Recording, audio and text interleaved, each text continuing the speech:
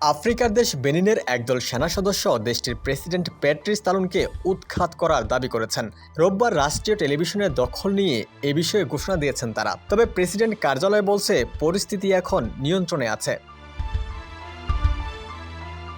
একদল সেনা সদস্য রাষ্ট্রীয় টেলিভিশনের পর্দায় হাজির হয়ে বলেন, তারা একত্রে সিদ্ধান্ত নিয়েছেন প্যাট্রিস তালুন আর দেশের প্রেসিডেন্ট থাকছেন না। সেনাদলটি নিজেদের মিলিটারি কমিটি ফর রিফাউন্ডেশন হিসেবে পরিচয় দিয়েছেন। এর কিছুক্ষণ পরই বেনিনের প্রেসিডেন্ট কার্যালয় দাবি করেছে প্যাট্রিস তালুন নিরাপদে আছেন এবং সেনাবাহিনী নিয়ন্ত্রণ পুনরুদ্ধার করেছে।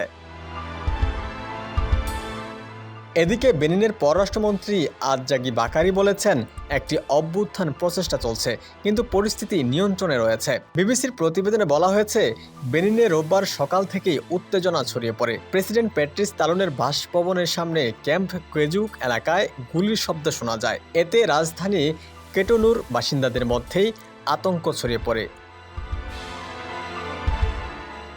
স্থানীয় সূত্র বলছে, ক্যাম্প গেজু এলাকায় যে গুলির শব্দ শোনা গেছে তা ছিল লাইভ অ্যামুনিশন।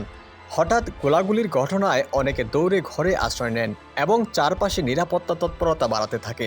এরই মধ্যে সেনাবাহিনীর একটি অংশ রাষ্ট্রীয় টেলিভিশনে হাজির হয়ে সরকার নিয়ন্ত্রণের দাবি করে।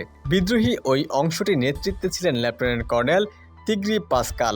তিনি দাবি করেন, দেশটির সব রাষ্ট্রীয় ক্ষমতা তার হাতে নিয়েছে। এই ঘটনার পর প্রেসিডেন্ট ভবনের চারপাশে নিরাপত্তা বাড়ানো হয়েছে। রাজধানীর কেন্দ্রীয় এলাকায় চলাচলও সীমিত করে দিয়েছে কর্তৃপক্ষ।